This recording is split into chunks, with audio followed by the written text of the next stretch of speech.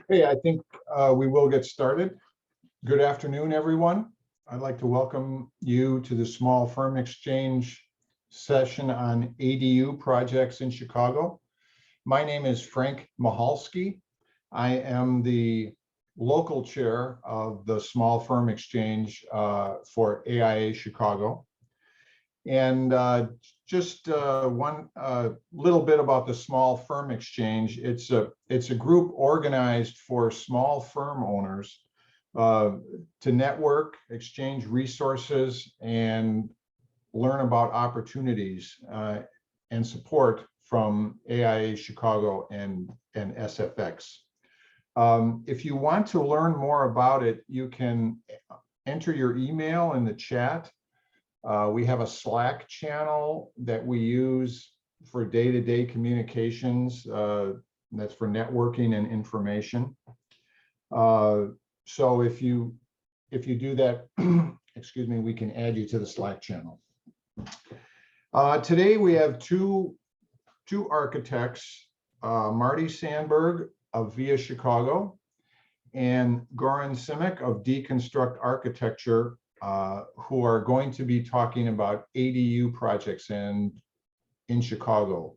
I'm not going to go over the ordinance or anything. I'll just let them talk about their projects, and questions and answers can come up. And if you do have any questions or about the ordinance, please enter them, and please enter all questions in the Q&A box, and we will try to answer everything. So with that, I'd like to get started, and we'll have Marty talk first. He's in an airport in Atlanta, but he's going to talk a little bit about his ADU experiences. Thanks, Frank. Hopefully we can avoid the boarding announcements over here in quite a few minutes to start off. As Frank mentioned, we just thought that today would be a good chance for us to share some actual examples of kind of the design work and permitting process we've been running through with ADUs in the city.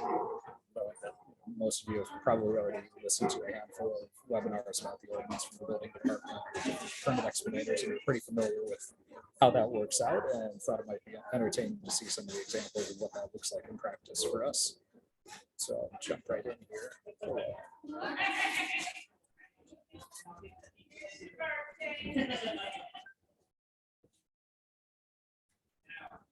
All right, so kind of introducing ourselves quickly, we're Via Chicago. We're a small architectural firm. Our main studio is over on Armitage Avenue in Morgan Square. We also do probably about half of our work in Latin America and Panama and Costa Rica. So we're a bit of a balanced team back and forth between the two of those. But I've been especially excited about working on a lot of these coach houses and ADUs that are walking distance from our office, that are kind of very close by neighbors, personal projects for us. Before even getting into some of those recently, we just thought it would be fun to share one example that we had worked on a few years ago. This actually opened up about a week before Chicago shut down for COVID. This was a kind of an example of how we've been designing in this small scale environment for quite a long time already. This was a 330 square foot triangular building in front of a 3-flat over on Ogden Avenue, that the owner of the 3-flat came to us and was interested in converting this former hot dog stand and limo dispatch, and I think there was an attorney's office there at one point, converting that into an additional living space in a 4th unit. And so besides the obvious design and construction complexities that we ran into trying to put a living space into something this small, Marty, excuse me, Marty, I'm getting a number of comments. Can you, I don't know if you can move the mic up to your mouth, if that's going to help. All right, let's try this out and see if that does a little better for us. Okay. All right, thanks. So with this building, we went through kind of the obvious design and construction hurdles of trying to work within such a small space, but also at the time went through probably close to 12 months of working with the zoning department and trying to figure out how to even let this happen, because at the time adding one additional dwelling unit to a property was pretty monumental undertaking. We actually held 2 community meetings for this technical zoning change that we were having to make sure that the neighbors were okay with this additional apartment coming to their block.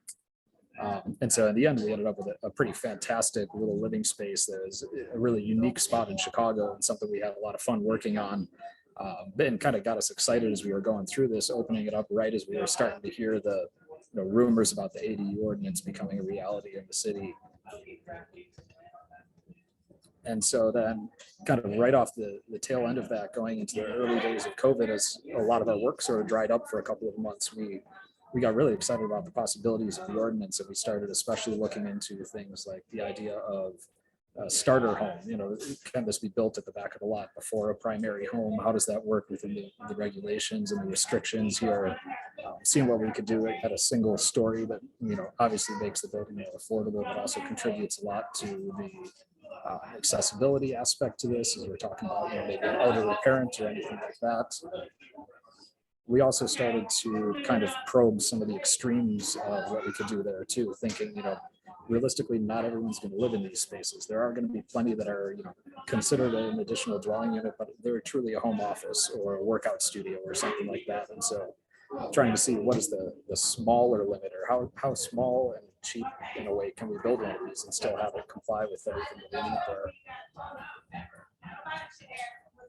But then, of course, the ordinance came out, and I think it was a lot more strict and rigid than we were prepared for in some ways. It's a pretty tight box that we have to work within. So this first example was one of the first coach houses that we were working on. It's over in Wicker Park, and the home it's the left of the 2 twin Italianate buildings there. Had this existing CMU garage in the backyard. The garage was enormous. It's probably 30 feet deep. We were at first thinking, oh, great, we can build on top of this. The structural engineer looked at it and said, not a chance. That thing has no foundations underneath it. It's not going to work out. So we pivoted and said, okay, maybe we can at least keep the footprint to that. Maybe we can work with zoning and say that we can hang on to at least what was there. And that got swatted back as well, saying that we needed to keep that within that 60% of the rear yard setback requirement on there. So we even went through, filed for an advisory letter, kind of demonstrating how this new home would be very, very far away from the principal building. We would define all the setbacks and separation requirements, and we were dramatically over the rear yard open space. And so we started to ask, okay, can we go within that 60% footprint on the ground floor and maybe cantilever 3 or 4 feet on the upper floor to get some extra space? To kind of serve as a canopy over that entry door into the living area. And that one got swatted right back at us as well, saying that zoning was calculating the footprint as the kind of the true coverage of the building. So even anything on the second floor was being considered towards that, which was unfortunate because it kind of brought us back into saying, all right, we've got a box and we need to max out that box. This particular coach house is being built as part of a multi-generational property. It's a younger couple living in the main home, and then one of their mothers is going to be moving into this back home. And so she was really, designing this as her true dream house. I mean, this is, designed around being able to throw dinner parties and take advantage of the backyard, and seeing what we could do to even capture just a small amount of living space down on that ground floor and use that to connect out into the patio. It's been a real interesting project to go through because it was incredibly personal. This was designed to the needs and desires of the one person who's going to live there for a long time, which is an interesting way to approach a project, not just looking at it as kind of mass appeal, but what does this one resident need? And so you'll see here kind of an example of where we were able to take advantage of the fact that this was also an RT4 zoning, so it only required 1 parking space for the main home, which let us take a little bit of that space within the garage and turn that into additional useful space, kind of bring the laundry area out there. Just some sort of unconventional things that we were able to do with this, and seize some extra space to really get up to that 700 square foot limit. This building excitedly just received a permit a few weeks ago. The excavator was out there, I believe, Friday last week, taking down that existing garage. So this is our first coach house that's actually under construction right now. And we're going to be visiting frequently just to learn as much as we can about the construction process on these kind of new lot conditions we're going to be dealing with, but also to keep an eye on how smooth does this work? How does the cost play out? All of those things. A bit the opposite end of the scale, we also are working on a basement conversion unit. This is just 2 blocks away from our office over near Palmer Square. It's a basement level that has a considerable amount of headroom already, so we don't need to do any additional excavation. This thing is really us looking at it and saying, you know, in a way, what is the most affordable way that we can go about this and truly just create an additional unit within the building? The homeowner lives on one of the apartments, rents out the other 2, was looking to add one more to the space and saying, you know, how can we do this while, you know, no excavation work, no masonry work? What can we do to really be very selective and smart with how we approach this place and see what the possibilities are for it? So this is actually the only basement conversion unit that our office has taken on so far. We kind of wanted to look at this as a bit of a test case before we go any further with them. They, you know, honestly, it's a tight condition, not only from a design standpoint, but from the financial side to it. These are, you know, a project where the owner is looking to be very frugal and efficient with how they spend money. And I don't blame them about that. That's how this should be approached. And so it leads to a, you know, pretty tight design fee on our end, and we're kind of trying to take this through, you know, find out how the permitting process goes, how the construction process goes, to make sure, you know, we would love to do more of these and love to kind of use these as a way to improve our own neighborhood, but we want to try one out first and make sure that we're not going to get ourselves in trouble on the business side as we go after that goal. So this one, I believe we just got kind of our final permit comments on that. Should be receiving a permit here in the next week or 2. And it'll be another one that we're going to be keeping a close eye on. I'm sure we'll be sharing a lot of news with that with our, you know, architects friends throughout the city and letting them know how this works out. Because it feels like even more so than the standalone coach houses, this is probably where there's the larger opportunity to create something close to affordable additional units in Chicago. So we're hopeful that it'll work out, and we'll see how that lands. And then just one other that we're working on, this is actually just a block away from that previous basement unit, is a kind of a similar approach where we're looking at, you know, this is not being designed for a particular resident. This is a homeowners of a 2-flat that wanted to build this in the backyard. They're very much motivated by saying they want, you know, additional density. They want neighbors nearby. They're looking to turn this into a unit that they can rent out and not have to charge a fortune for it. So we've been exploring working with panelized wall systems, trying to see what we can do to really cut down on the structure to this. It's one of those that, again, feel like we have some promising possibilities there, but we're kind of being cautious about that until we see it work all the way through. So permits for this one are being filed this week, and we'll see if that works out. There could be some interesting stuff for us to work with there. And I guess just the last thing I wanted to pull up on here, Goran and I were talking recently about this, and I remember this, it was a graphic that had stuck in my head from an article a couple of years ago where there was a research paper that was done on, I believe it was Seattle, Portland, and I want to say Austin was the 3rd city, and just tracking how they've progressed with the ADU ordinance in each city. Because I know, like we said at the beginning, we were excited by like all of this creative possibility here in Chicago, and then the ordinance came out and it kind of told us, oh, it's going to be a rectangle and it's going to be exactly this size, and sort of threw a little bit of cold water on that. And as much as we want to like stomp our feet and complain, we also realized that this isn't just an overnight process. We've seen cities that have a reputation for coach houses, laneway houses, all these things. They didn't just get there overnight.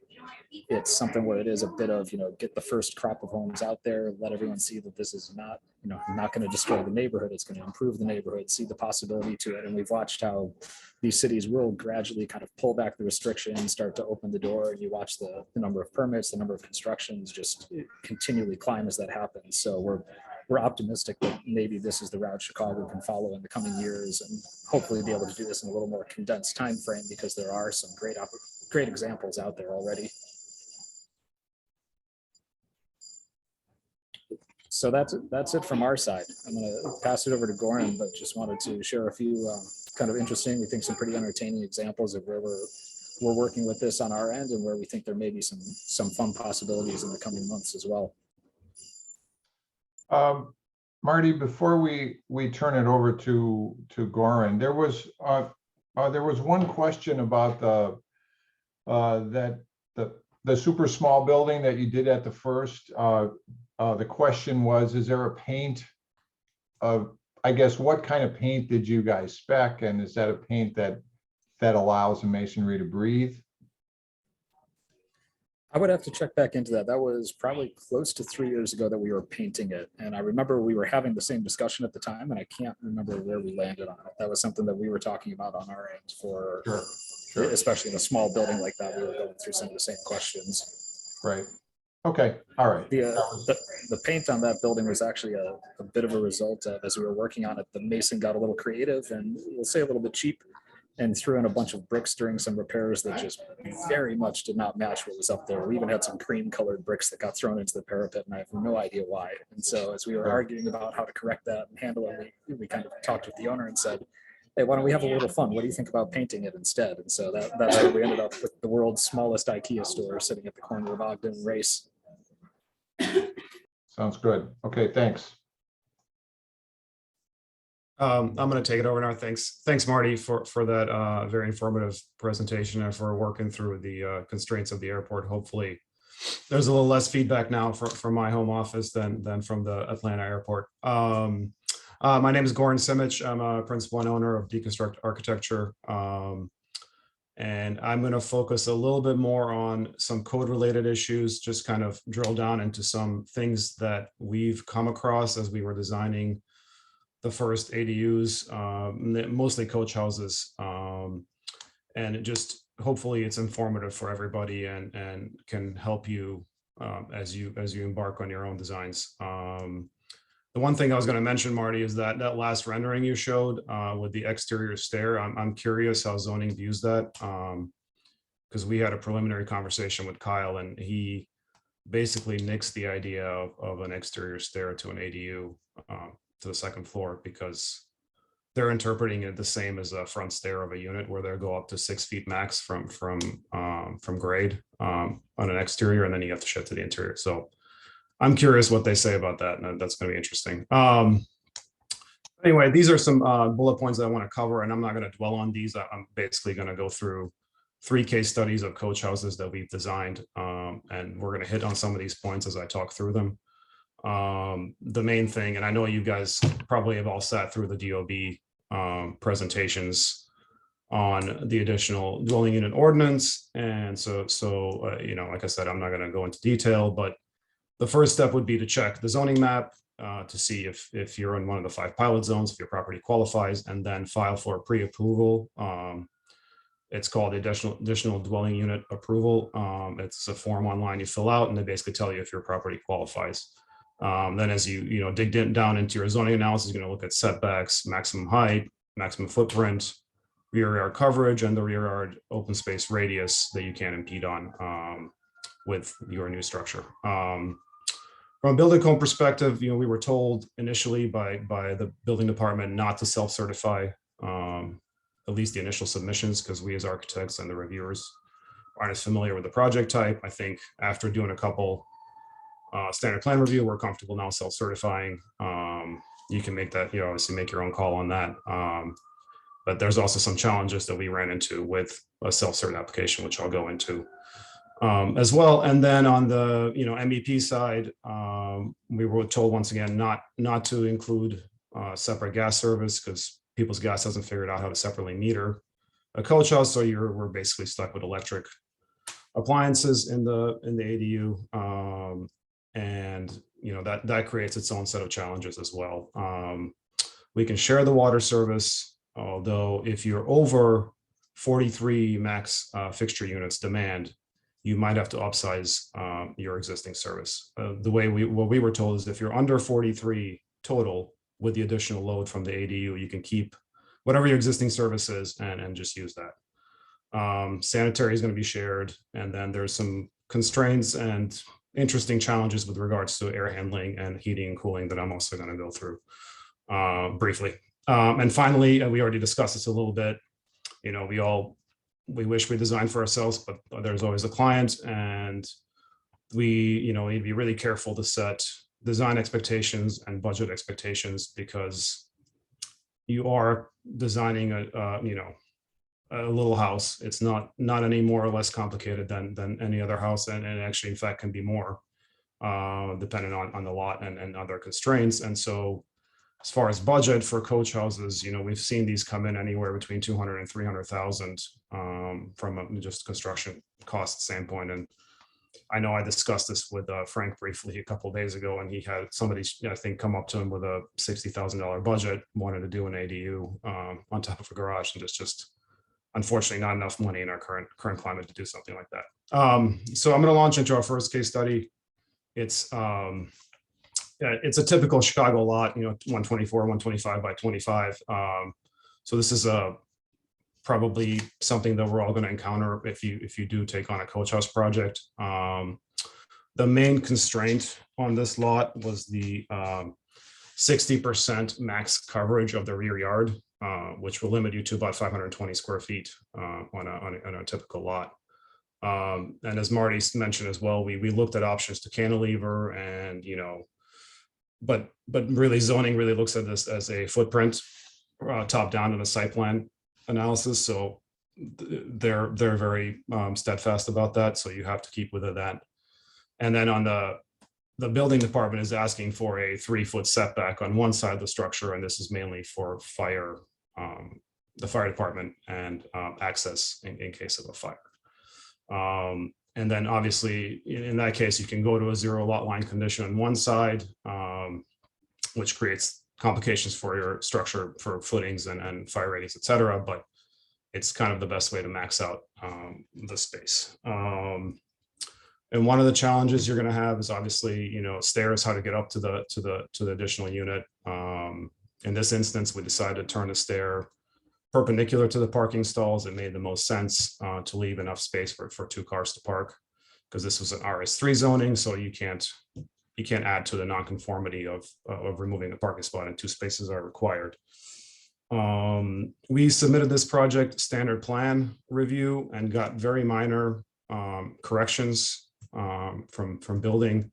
One of them was to swing this door out, which the main door up to the ADU, which we actually challenged, and the reviewer was referencing a code section that's relating to multiple dwelling units. And we challenged it, and he agreed that this is actually its own standalone single unit, and that we can swing the door in on a landing in this kind of condition. So it's just something I wanted to bring up in case it comes up on one of your projects.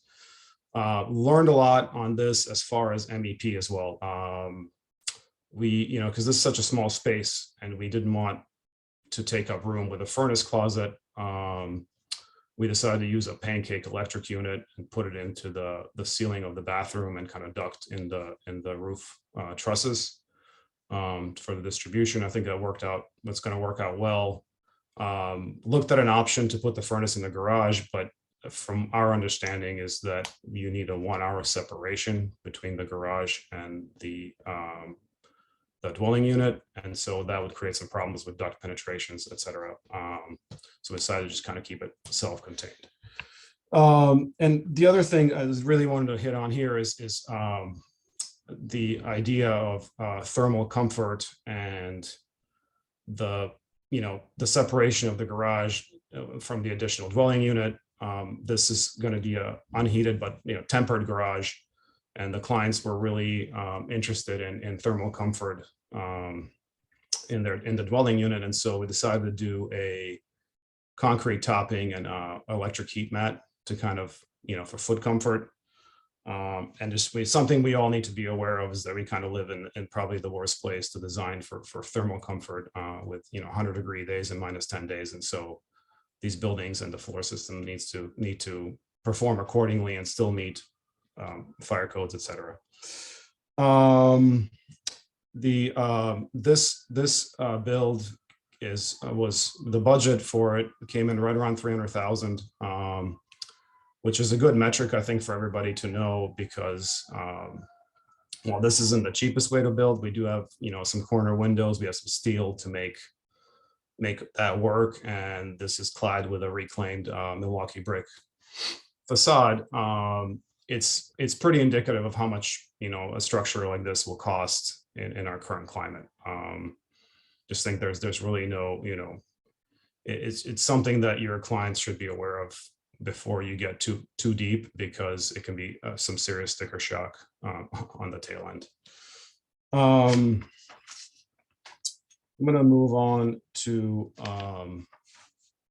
one other thing I wanted to mention is, and I don't know if anybody else has encountered this, or maybe in the Q&A and a discussion later, we can discuss how to best do it. But the way we read the code is that there needs to be 1 hour separation between the garage and the additional dwelling unit. And, which is fine. You can have your, typical floor system that does that. But the underside of the stair needs to be rated as well, as my understanding. And so one way to mitigate that is we showed a 1 hour shaft wall at the underside of the stair, and the reviewers seemed okay with that. And I think it's a reasonable way to go, but there's just something to point out. The second case study is a coach house as well. It's on a larger lot, so we really didn't have any, constraints as far as zoning goes. But I'm showing this one because we just recently submitted this as a self-cert project. And got some interesting corrections back from both zoning and then building.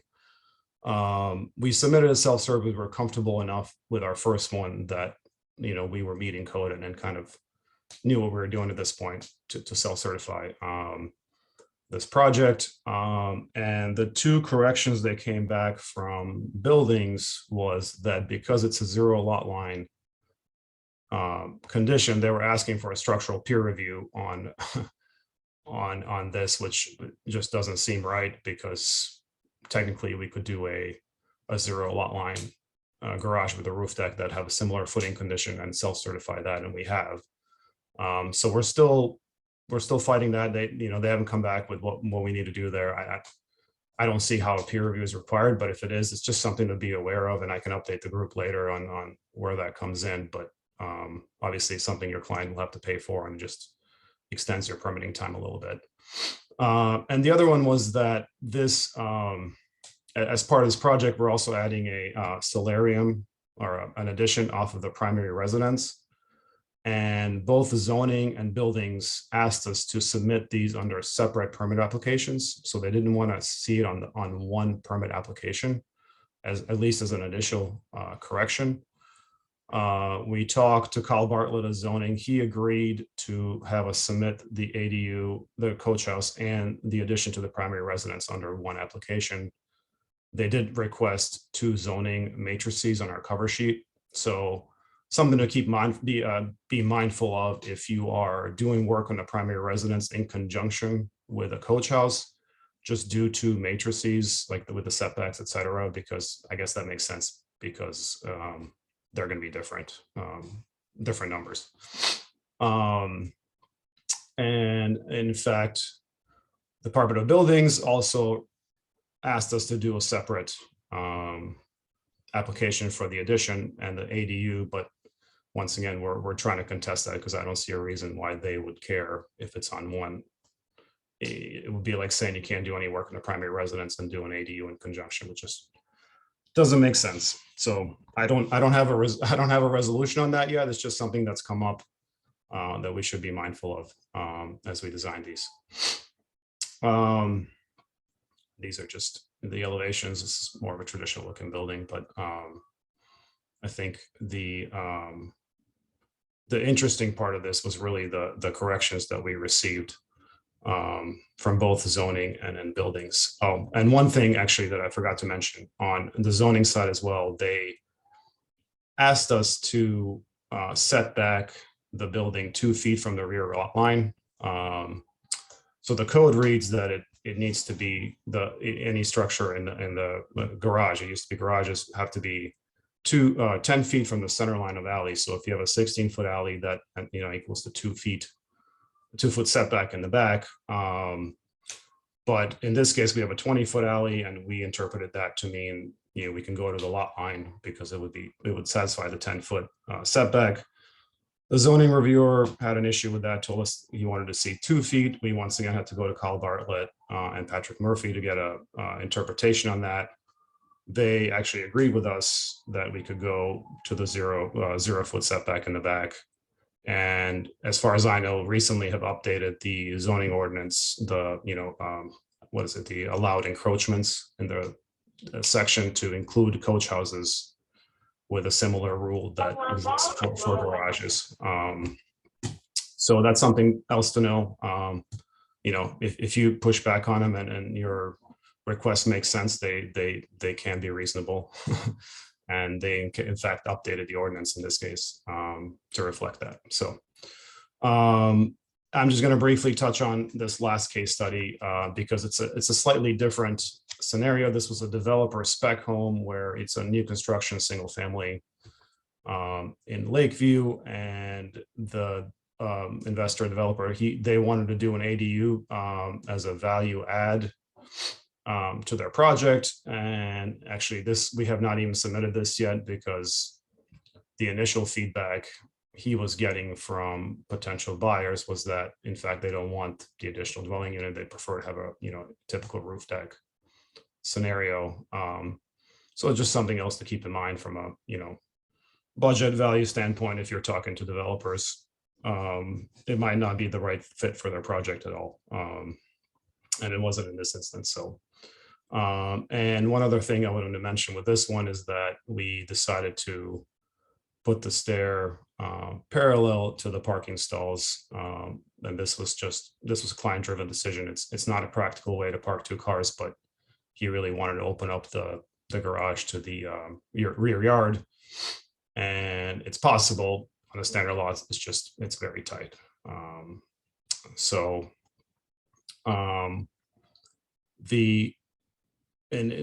a MEP perspective, when we started designing this one with the electrical load that was required for the ADU and the primary residence, we were bumped up to a 400 amp service. Once again, something to be mindful of. 200 amps might not be enough with all of the, we were adding some car chargers, et cetera, in the garage, and it bumped us up. So, just something to keep in mind as you're looking at these structures. I probably talked for longer than I wanted to, and I really want to leave some time for discussion. So let's open it back up to questions so we can answer some specific questions if anybody has them. So Goran, let's see, a couple questions. It seems there was a question about the self-cert and or SPR standard plan review. It seems like self-cert is allowed. So it's my understanding that self-cert was always allowed. They were just suggesting us not to self-certify this in the beginning. Okay. That's the when we listened to a couple of those presentations from Grant Ulrich, when they first rolled this out, that was my understanding. They didn't specifically say not to, but they suggested that we at least submit a couple standard plan. Sure. And when we submitted self-cert, they didn't tell us that we didn't qualify for self-cert. They just issued a couple of random corrections that don't make sense. So. Sure. There was a question, I'm not sure if it was for Marty's project or yours, about the exhaust from a garage. I mean, the fact, and I guess this is kind of a general question. You have a living unit above a garage, which creates carbon monoxide, and are there any like life safety things? Do you have an exhaust fan or anything? No, I mean, so this is where the Chicago code just isn't robust enough for this, as far as I understand, from what I know. So we've had to refer to like IRC, et cetera, just for some ground rules. We've not provided exhaust. I think ideally we would be able to spray foam the underside of the first floor ceiling to create that separation for vapor and thermally. Mm-hmm. But that gets into a problem where you need that 1 hour separation, and not a lot of UL assemblies allow for a spray foam. So we have not added specific exhaust from the private garage, because it's a private garage. It's treated differently than you'd have in a garage with 6 cars or more, or 6 stalls or more. Is Marty still on? I that's our interpretation. I don't. Sorry, Frank, you're on mute. Oh, anything on that, Marty? Exhaust from the garage? I can jump in for Marty, but we have not had, similar to Goran, we haven't had any extra exhaust added. Okay, that's fine. Someone asked, and I know this is kind of a specific design issue about trash enclosures. If you've, if you've got a building, I guess that's up to, up to the lot line, and you got 3 feet to walk. I don't know if you. Yeah. Can everybody still see my screen? It's difficult, right? And this is always an issue, but we're hoping that there's enough wall left that you can fit, a trash bin and a recycling bin, but that it's not fully resolved. It's not required to be on the interior. We're not required to provide a space for it, as far as I know, per zoning. So at least in a residential zoning, in an RT4 or lower Right. zoning.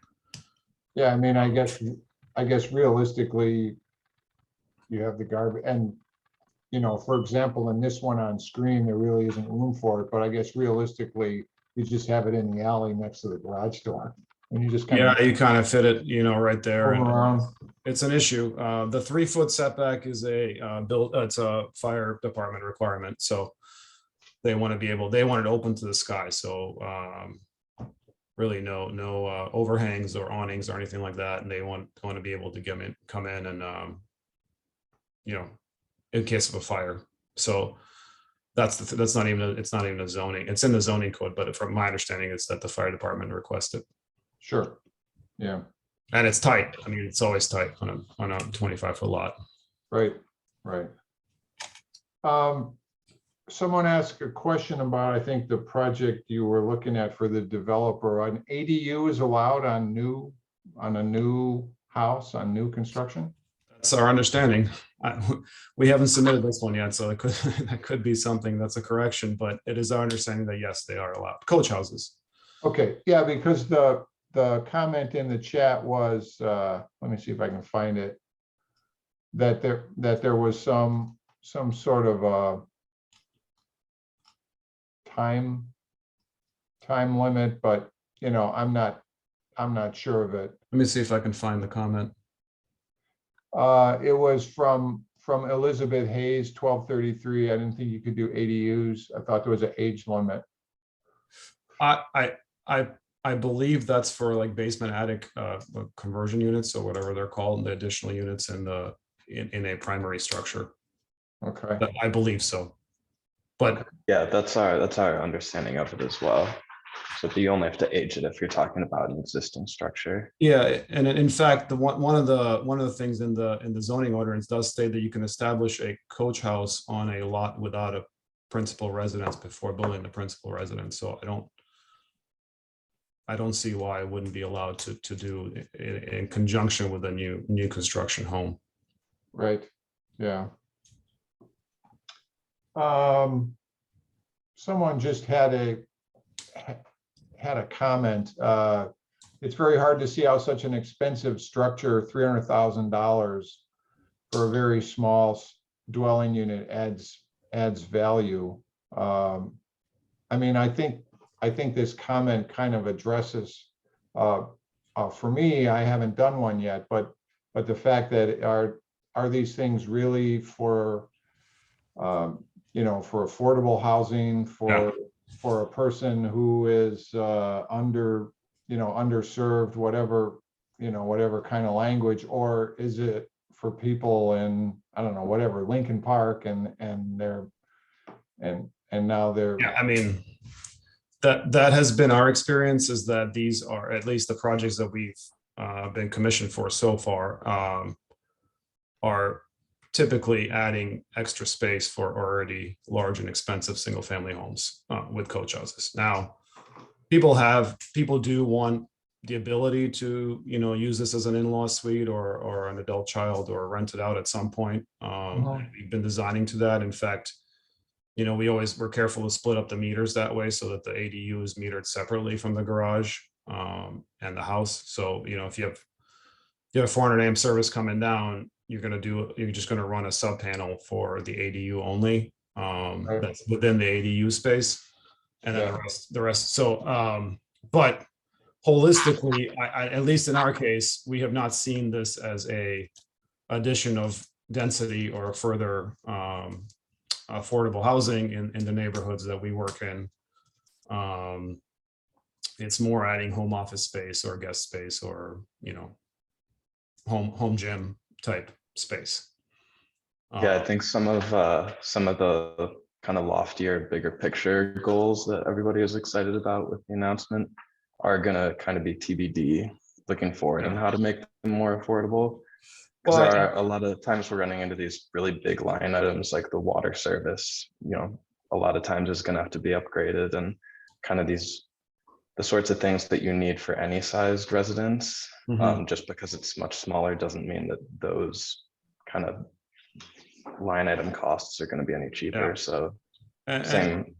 and at the same time, we've done a couple of new construction garages, masonry garages with a roof deck. I mean, that pricing is coming in at 150 grand and to 200. So it's not, Right. it's just the current climate we're in. And then the ADU just adds another level of challenge. For example, you have to run the sanitary line all the way out through the gangway and connect it in the front yard.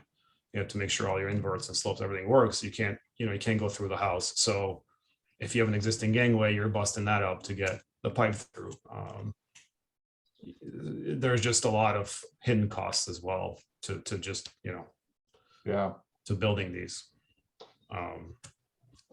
Yeah, I think that's just a reality. I mean, you could look at like the panelized construction or something, and that's going to save some cost, but I think your infrastructure is just, it's just there.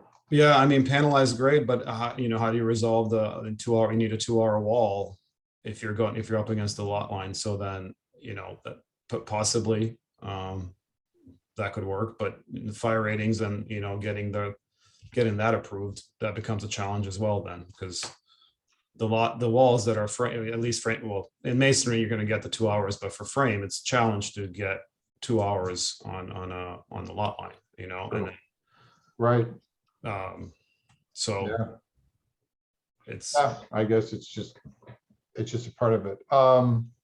Someone asked, I'm not sure we're gonna be able to answer this. Is there a set time for application from the pilot areas? Will ADU zoning be expanded to other areas? I mean, I think it is. I think the idea of a pilot is to see how it goes and establish a track record, but I would think it would be eventually be able to be done in a lot of other neighborhoods.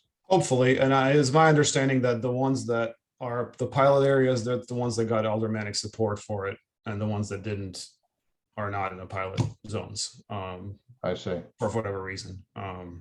So the idea is that it expands, and I hope it does. Yeah.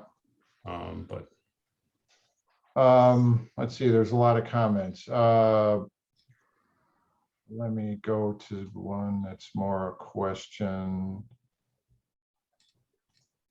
Well, Jordan, your partner said conversion units are not allowed in new construction, but Yeah. for zoning coach houses are. So that's a little bit of explanation on that. What's the age limit of existing building for ADU in the basement? And Jordan answered, I guess 57. oh yeah, I don't. He would know. He's working on the only conversion unit, or the basement unit that we have now. So he would know that better than I. But it's yeah, that sounds right. I think it's the 57. I think is when the zoning ordinance was put into place, and so that's probably where that comes from. But I don't know that for a fact. Right. But there definitely is an age. It's an age limit. Yeah. We kind of touched on this, I think, as best we could. Any lessons learned for cost savings to reach an affordable price for many would-be ADU apartment builders? I mean, I think it's it's just hard, affordable price is, it's, I think it's just there's always gonna be a certain amount of cost there, right? In these city lots. Is a prefabricated wall panel system explored for any of these projects? We have not. But I think Marty and Jake might have. Yeah, we're looking into it, but we have not, the client has not like fully bid out the project, and we're kind of waiting for some GC feedback. So it's a little too early to know if that'll make a big or what kind of impact. Okay. Let's see. Laura Garcia is asking Goran about the pancake electric unit. Is it a heat pump or something else? It is a heat pump. It's a Mitsubishi. I can send her the spec of what we used. I'll send Laura the spec. Okay. Is that an expensive unit? I mean, or is it just relative? It's certainly not as cheap as a standard furnace. But the issue that you get into is, you're heating and cooling 225 square feet space. So any standard gas forced air, you can't do gas anymore, but even electric, it would just be oversized. And so there's probably different strategies. The reason we came up with this one is because you can do a ducted system. There's those ductless mini splits that could work as well. Right. We initially went with that per the HVAC installer's recommendation. We're working with a contractor, and the issue is that then the bathroom stays, if it's a separate room, it's not heated or cooled. And so you might be able to live with that. It's typically going to be an on-site wall, so that's not ideal. So this one is good because it can be contained within the ceiling, and it can be ducted to where you want it to go. Not the least expensive solution by any means, I'm sure. Okay. Sorry to bounce around again on I think what building can be used. Jordan answered, he said, sorry, residential building lawful existence for 20 or more years. Oh, there you go. So that's an answer on that. Someone said, we're currently exploring building one of our designs with Wally walls, but the final bids haven't come in yet. We don't know if it's truly cost effective. I'm not sure what Wally walls are, but I'm sure it's some kind of a prefab. Yeah, that's that was the project I was just talking about. Okay. All right. Yeah. Does that come with an unfinished side on the interior? Yeah, they come in and install, it's metal studs with a like rigid foam insulation. I forget what exactly type it is, and then they just Lego block them up. But is it finished? That's all they have. They have to come back and finish everything after, like normal drywall. Okay. Mm-hmm. That could be a way. I mean, that could be a cost-effective way. Yeah, and our clients were really interested in minimizing waste. So, which is a completely different conversation, of course, but that was kind of more where their initial motivation for that approach came from. Yeah, that could be very helpful, especially on some of these, 0-inch lot line, for as far as cladding, it's a lot easier, obviously, if you tilt up prefab system. Yeah, get it up. And in that situation, we are keeping the 3-foot setback on both sides so that we don't have to go up to a 2-hour. But again, it's just playing that game where you really want to get every inch that you can, Right. But it's so hard with the 60% coverage. Yes, and then if you have a requirement to park 2 cars on a 25-foot lot, you take 6 feet out of it. It gets really tight. Yeah, so that was the blue rendering that Marty had shown in the presentation. Yes. So we're looking forward to getting that one going because we want to have some answers to everything that's going to raise up with the city. Okay, someone asked, and I don't know if you want to do this. He said, you mentioned 2 zoning individuals that helped you resolve zoning issues. Can you provide their names? I don't know if you want to. Sure. I mean, it's the zoning deputy commissioner. Kyle Bartlett is typically who I go to first. Okay. Yeah. Yeah, Kyle is pretty He's- reasonable, I think. It can be, yes. Yeah. He also follows the zoning code, so that can be a problem. If you build 3 feet from the side lot lines, can you have a 1-hour frame? Yes. Yes. And I guess that's all the comments, I think. Question, there was a question. Actually, I'd asked everyone to put the questions in the Q&A, not the chat, but that's all right. Next time we'll have them there. Someone asked a question in the Q&A. What hassles when connecting the waste line to an existing house that doesn't have a catch basin? What are the hassles with it? Yeah, Well, you have to get it out to the front because you can't, we don't want to bring the sanitary from the ADU into the primary residence and then through. So it has to be able to go all the way out to the street. And so the one, you know, the first thing is getting the stack down. And because obviously you don't have many walls in the garage, so you have to figure out how to get it down from where your toilet is down to the ground. And in this case, we did a little bump out, you know, on the wall here just to get it down and under, and then it has to connect out to the street.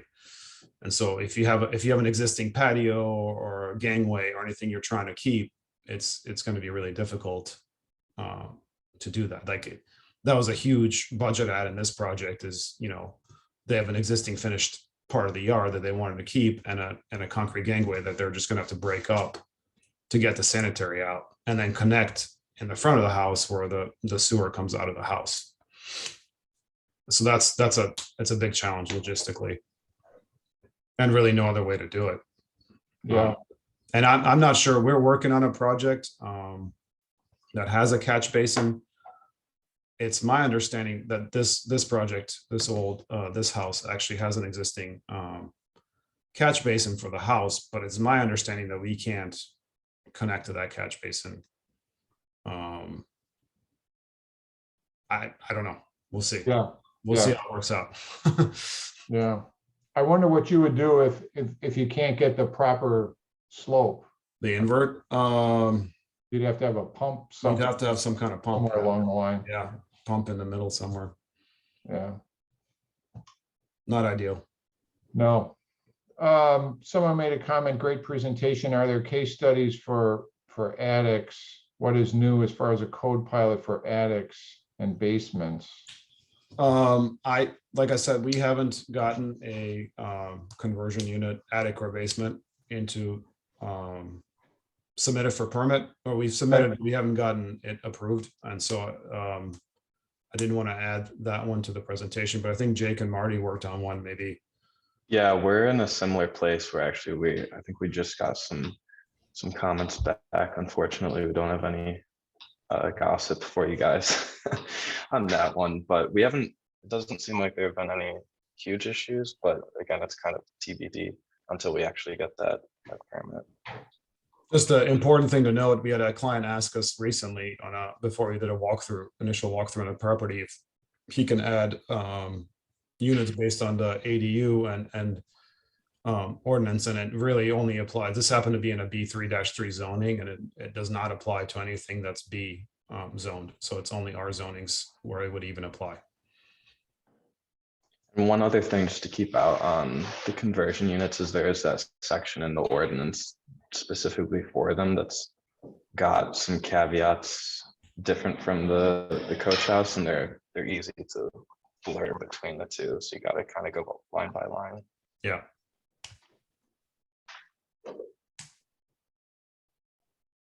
One thing I would mention, and Marty already, touched on this, for us as a firm, as a business, unless it's a long-standing client that needs a favor, taking on those basement conversion units, it's just, I mean, you almost can't charge it. You can't, it's a lot of work, and it's not, it's difficult. You have to go and measure the whole building, show the whole building, and then there's the whole permitting and zoning, nonsense we all have to go through, but, and never mind, design work, but it doesn't seem like it's a difficult project type for us to take on, which I think, it's not great, because I think the idea of those is to increase density, and it should be something that, if we want to increase affordable units, should be something that can be done, but it's difficult. Yeah, it seems like it plays into that bigger discussion where within this pilot period, everything is being done pretty conservatively and very by the book, and we'll see what happens if it's expanded or any of these limitations are loosened. Yeah, Given how expensive everything is, and then, I mean, from the budgeting standpoint, but also, like you're saying, Goran, from the architect perspective, it's just difficult. And then from an owner's perspective too, because what they're doing is they're calling for inspections then on their existing multi-unit that, it's got all kinds of conditions on it. So, whether that egress there is 35 inches wide and not 36, or headroom on the rear porch and things like that they might have to solve, even if it doesn't come up in permitting and design. Like if it comes up in a field inspection, it's something to bring up with owners. It's not as straightforward necessarily as they come and, you've permitted that one unit, and they just inspect the one unit. Is our understanding that they will look at the rest of the building as well. And so there's issues that might have to get resolved. Yeah, that's always a problem with renovation work. Sure. I guess I have a general question, but I think I know the answer. I mean, when the ADU ordinance had like a maximum square footage of 720, was that a number? 700. I think it's 700. Or 700, but it sounds like you guys found that you were limited by the 60% max coverage that was even. Yeah, under that's going to be more of a constraint on a typical lot. You're limited. I think the math comes out to 520 square feet on a typical 25 by 25 lot. But there's certainly this lot was a massive lot on Ravenswood or off of Hermitage on North Center, and then we were not constrained by the 700 is what would have constrained us. I don't even think we maxed that out because the clients just didn't want a massive building, but it depends on the lot. And one thing really to be mindful of, and I should have touched on it earlier, is that for rear yard open space, zoning recently changed how they define that. I don't know if anybody else has come across that. It used to be, you get your square footage, and then it had to be, I think, 12 feet in one direction. They've now defined it as this diameter, so which is 15 feet for RS3, and I think 12 for RT4. So your rear yard open space has to have a certain diameter, like that, for it to work. Interesting. So that's something to check in the zoning code. I can show it on this one here. We basically, you need to have the required rear yard open space, but a circle of a certain diameter, depending on the zoning, also needs to fit within that rear yard open space. So you can't have like a thin little L. Yeah, you can't do the random polygons that we used to do. Uh-oh. We've been limited on footprint on more than that 700 square feet. We were able to get to that 700 square feet on a standard lot, just with the way the setbacks worked out and whatnot, by using a little space on the ground floor. In that rendering that showed the some bifold doors on the ground floor opening up into a patio. It's almost space, like half a living space, really using the patio. Yeah. So playing games, we were able to add a little more and get up to the 700, but Yeah, upstairs, it's still kind of this typical box that we're. I locked talked to into. Marty about that, but that you had the advantage of only have one required parking space, right? Because it's RT4 zoning. If you have the 2 required spots, it's like kind of pigeonholes you into, there's only so much you can do. You can get creative, but like you got to park 2 cars, or at least show 2 cars, 2 car spots. So Right. It's 1:02. I think we answered most everything. Christina Gallo, she posted a link for the ULI training series. So any of you can check the link and or check the chat, and copy that that link. ULI has a lot of good stuff on it. So yeah, those were informative for sure. yeah, they were really good. So I think we've tried to answer everything. We'll see if we do something like this in the future. I mean, the small firm exchange, I'm trying to figure out how to do one dealing with the building code. Still kind of working on what topic, or maybe a series of topics, and maybe we can also mention the ADUs at that time. But I want to thank everybody. I want to thank Goran, Jake, Marty, if he's still around, Christina, for all your guys' good information and answers. And thank you everyone for attending. Hopefully it was helpful. And I will get those emails from the chat to connect to a couple people. And thanks a lot. We will see you all again. Thank you. Okay. Thanks much. All right. Bye.